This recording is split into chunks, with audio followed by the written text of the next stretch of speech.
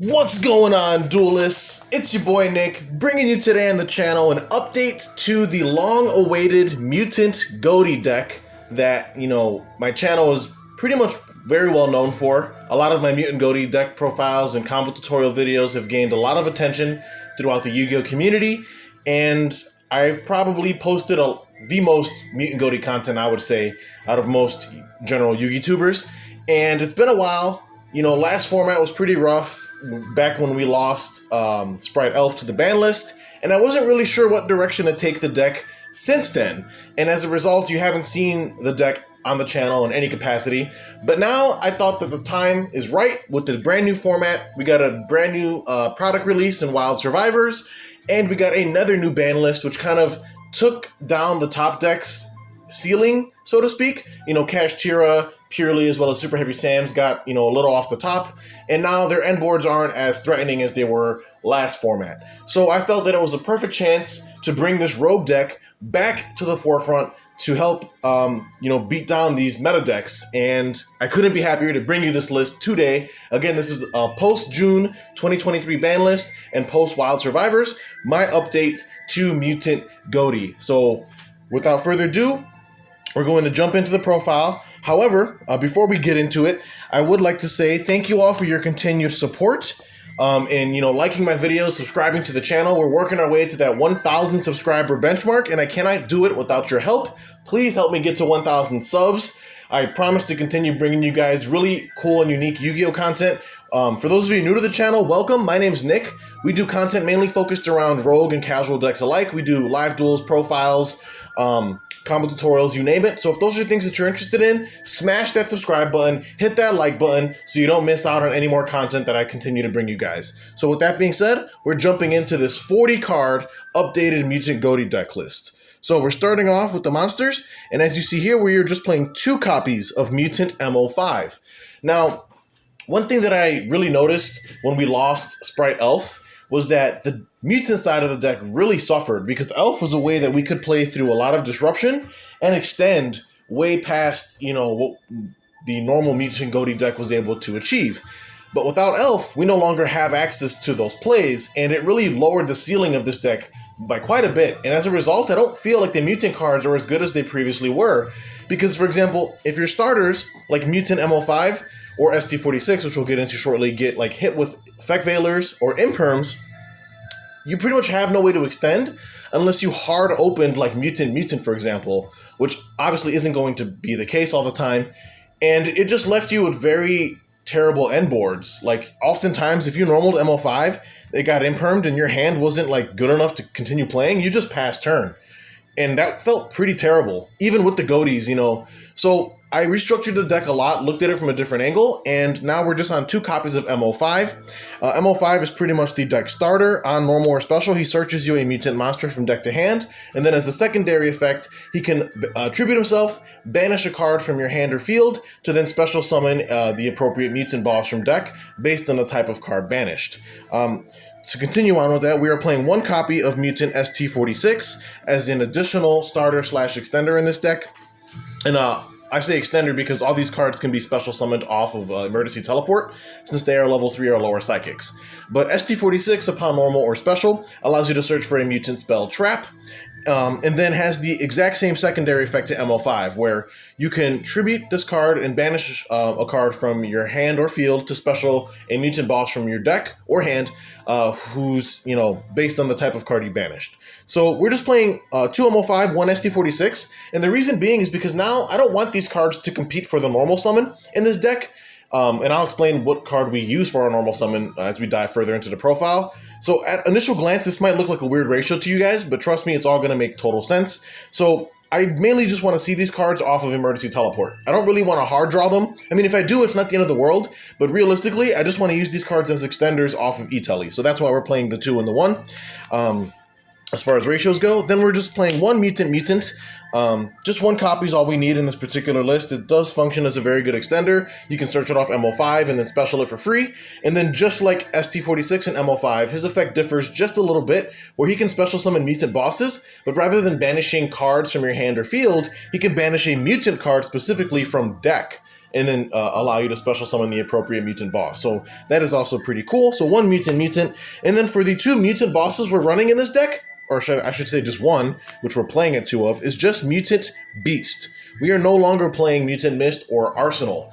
And again, my reasoning for this is because I really wanted to condense the mutant package, since I felt that, since we lost Sprite Elf, I just felt that the mutant cards really lost a lot of their ceiling. They kind of got their legs kicked out from under them. And these cards are very vulnerable to disruption. And my thing is, if I lead with these and they get stopped, the rest of my hand has to be so gassed that I can play through it, and that's not usually the case, especially with a deck like this, since this is a rogue deck. You can't expect it to play through countless hand traps. So I cut back on the mutant monsters because I wanted to mainly focus on Ghotis with this particular Mutant Ghoti variant. And so far, it's been working extremely well in testing. I haven't been upset by the ratios whatsoever. And the 2 Beast reason why we're playing 2 Beast is because you special summon Beast when MO5, ST46, or Mutant banish monsters. And since this is a Ghoti variant of the deck, you're most likely going to be banishing Ghotis as cost for their effects, and Beast is the monster you can summon when you banish a monster off a mutant effect. So, in case you're wondering why Beast specifically, but also Beast, in my opinion, is the best one anyway. He's a spell, negate, and banish, which is very relevant, especially this format with decks like Striker coming back into the swing of things. And Mist is very situational now. We actually do side one copy of it for matchups like Labyrinth, but for the most part, Beast is just the best one. And then the reason why we no longer play Arsenal is because, well, now we're focusing more on the Ghoti side of things, and Ghotis don't necessarily need help banishing things on field, and Arsenal was just a target banish at the end of the day, which Ghotis don't have any problem achieving. So that's it for the mutant monsters in the deck, believe it or not, a very condensed ratio. Now we're jumping into the fish. So we are playing a playset of Lifeless Leaf Fish. Lifeless Leaf Fish. This is the monster that we want to be normal summoning pretty much every single turn. And that's why, again, we cut down on the mutant starters, because I don't want these cards to compete for the normal summon with Leaf Fish.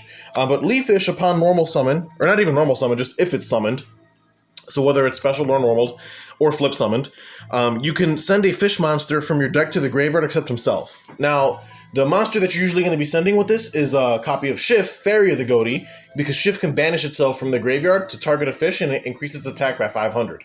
Now, is that effect important? No, but the fact that Shift banishes itself is, and Leaf Fish helps us put Shift to the graveyard. Now, Leaf Fish does have a secondary effect where he can banish himself from the grave to target 3 fish monsters in the graveyard, shuffle those monsters into the deck, and then draw a card, but realistically, that secondary effect seldom comes up. We mainly just use Leaf Fish as a very powerful starter in this deck. But moving on with the rest of the fish lineup, we're on 3 Paces and 3 Shift Fairy of the Ghoti. So we bumped these up and decided to max them out in this particular list because, like I said, the Ghotis are very good at extending and playing through disruption. So I figured, why not just max out on these cards, because they're so crucial to the strategy and you want that constant recursion of these tuners coming back every single standby phase. So we'll talk about Paces. He can banish himself from the field to then special summon a fish monster from your hand. And then he's got a secondary effect where during the standby phase of the next turn after he was banished, he can special summon himself. Then, if this card is special summoned during the opponent's turn, as a quick effect during the main phase, you can quick sync into a fish synchro monster using this card you control as material. Now Schiff, I briefly touched on it when we spoke about Leaf Fish, but Schiff, if he's in the graveyard, he can banish himself from grave by targeting a fish you control and increase that fish monster's attack by 500.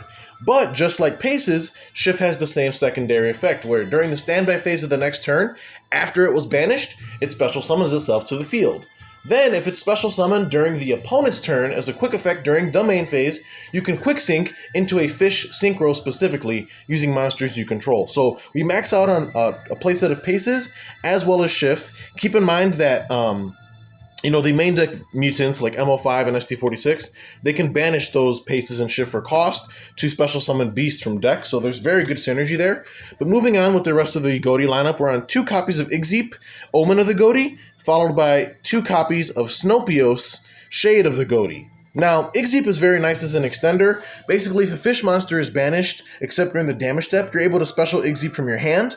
Then, during the standby phase of the next turn after Igzeep was banished, you get to target one of your Ghoti traps that's banished or in your graveyard, and you get to set that target to your field, which is pretty cool.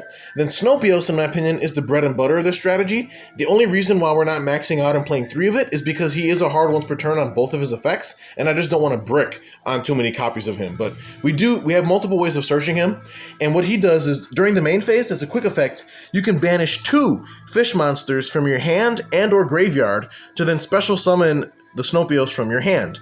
This card is just an insane playmaker and even allows you to play on your opponent's turn and pull off some very cool things. So 2 copies of Snopios, very crucial to this deck. Then in addition to that, if this card is special summoned, you can target any face-up card in the field. When that card leaves the field, it gets banished instead, which is cool. And then, if Snopios is banished, you can banish any fish from your graveyard to then add the Snopios back to your hand. So he's just, once you get him in rotation, you keep cycling him over and over again, and it's just really annoying for your opponent to deal with. So 2 and 2, as far as the ratios are concerned there. Moving on, again, this is a 40-card deck list. We are playing 1 copy of Zep, Ruby of the Ghoti, followed by 1 copy of Enoch, Sentry of the Ghoti. So these are the less popular Ghotis. Zep is good, but he's situationally good, which is why we just play 1 of him. We pretty much search him when we need to, or banish him when we need to, because you can banish this card from your hand to then target a fish in your graveyard and banish it. That effect rarely comes up. It's super situational. Secondary effect is, during your opponent's turn, at any point during their turn, if this card is banished, you can special summon it. Then, if this card is special summoned, except during the damage step, immediately after this effect resolves, synchro summon 1 fish synchro using this card we control. So we just play 1 of this because it doesn't really function the way Paces and Shift do.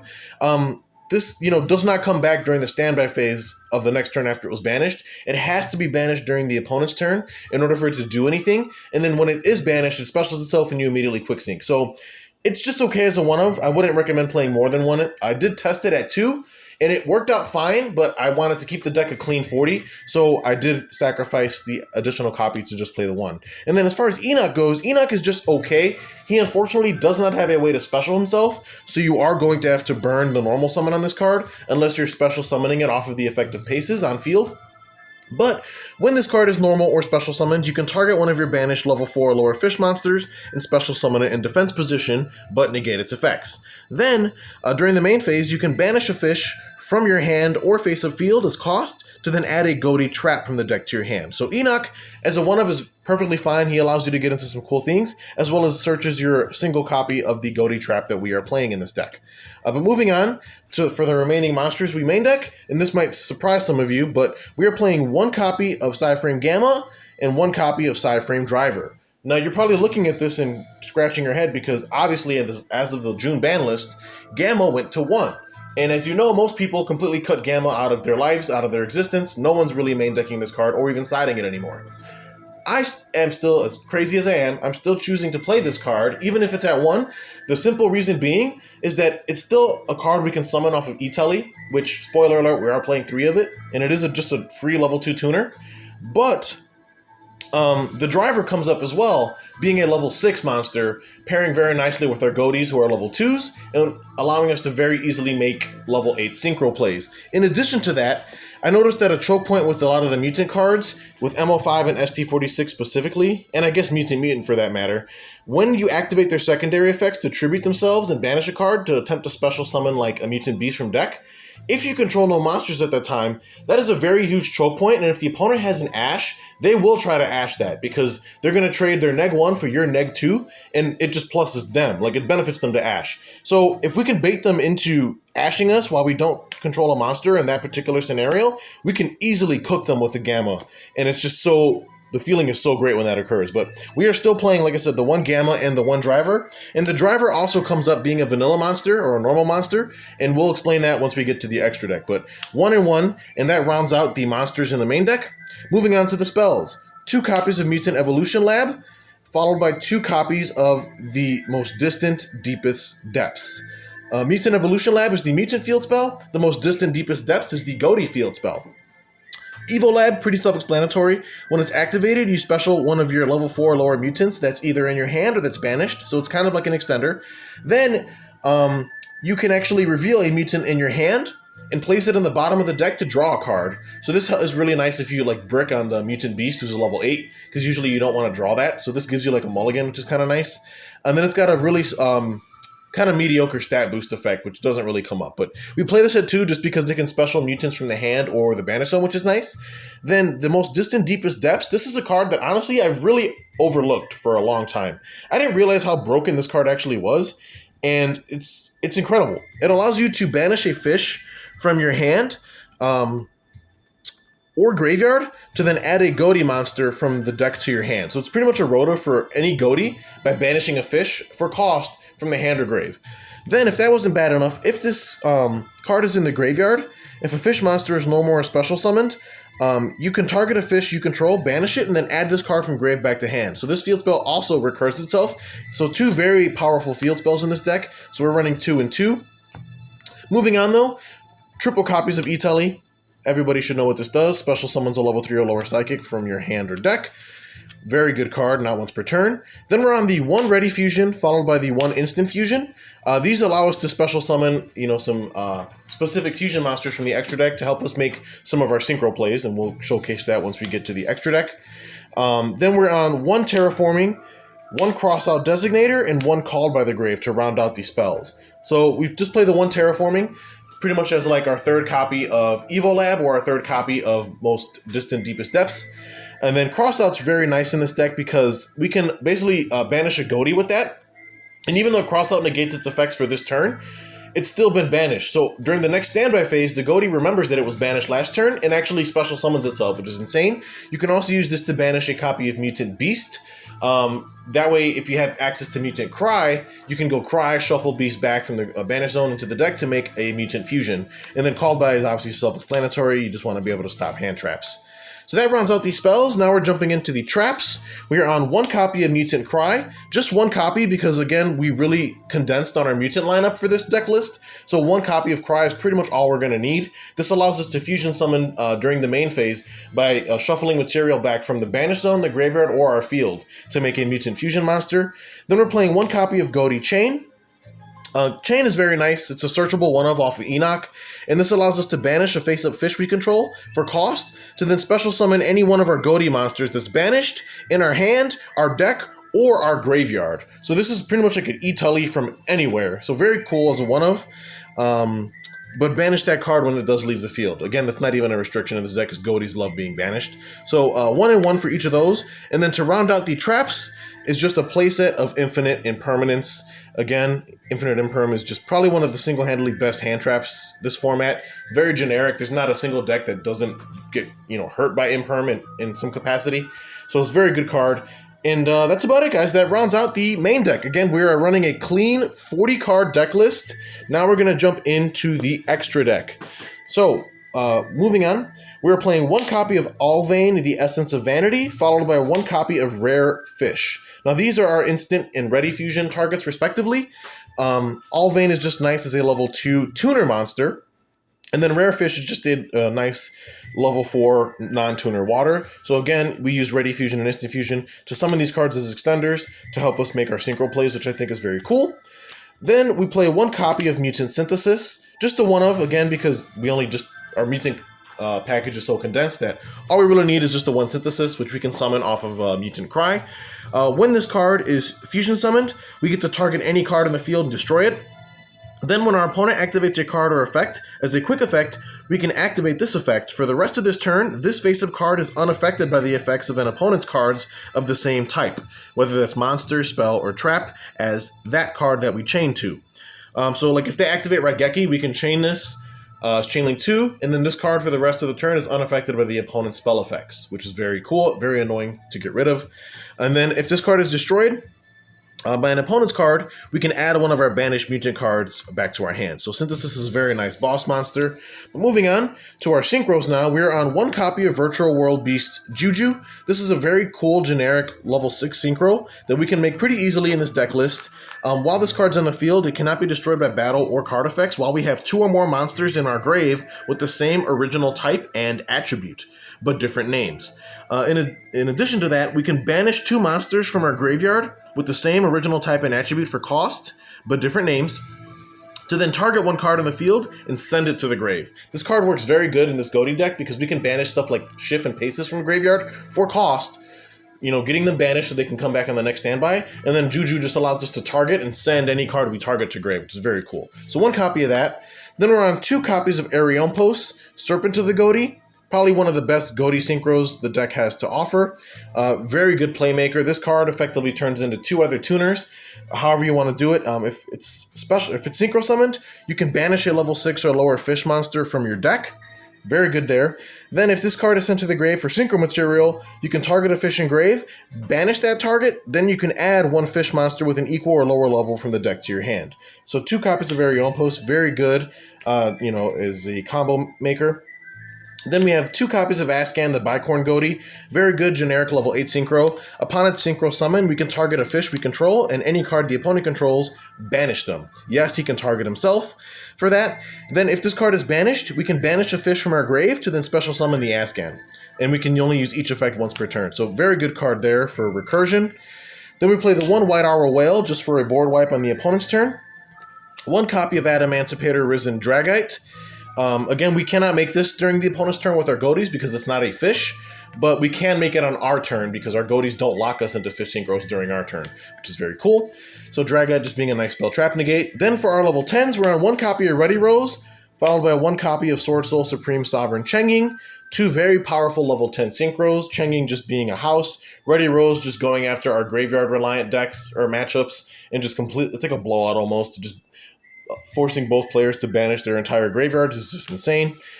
And then we are playing 2 copies of Ghoti of the Deep Beyond. Since this deck is taking more of a Ghoti focus, I felt that playing the second copy of Deep Beyond could be necessary, you know, in case the first one, you know, gets negated and we don't get to resolve the effect, or the first one gets ripped out of our extra deck by some kind of effect. At least we have a second one to fall back on, or a second one to help push for game if the duel does turn into a grind. So 2 copies of the Deep Beyond. And then to round out the last card in the extra deck is actually brand new out of Wild Survivors. It's the new Dinosaur level 12 Synchro, the Tyrannosaurus Glaciosaurus. Hopefully I didn't butcher that name. But this is a generic level 12 water Synchro. This card cannot be destroyed by battle. And then dinosaur monsters we control that were special summoned from the graveyard cannot be destroyed by your opponent's card effects. Also, your opponent cannot target them with card effects. If this card is destroyed, we can shuffle a normal monster from our graveyard into the deck to then special this card.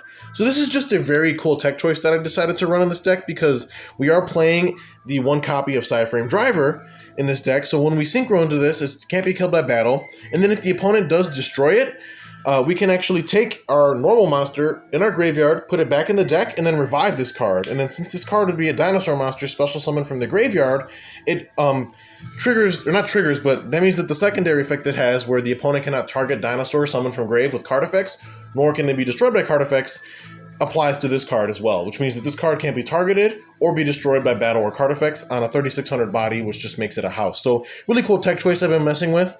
Overall, though, a very cool card in testing. So that rounds out the extra deck, guys. Very briefly, before we wrap up the video, I just want to go over the side deck really quickly. We're just on 2 copies of Druid Swarm, 1 Magnamut in our side, just because they're free level 6 extenders. And they're matchup dependent, which is, again, why we side them. But in matchups that they are relevant, we side this in.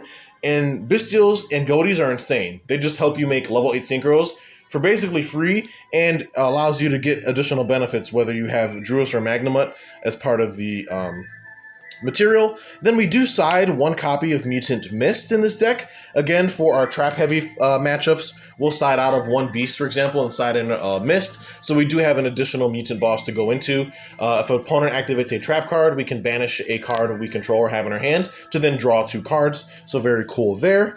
Then we play a playset of Dark Ruler No More just to help with going second, followed by a playset of Evenly Matched, again, just to help with going second. So just our board breakers, obviously.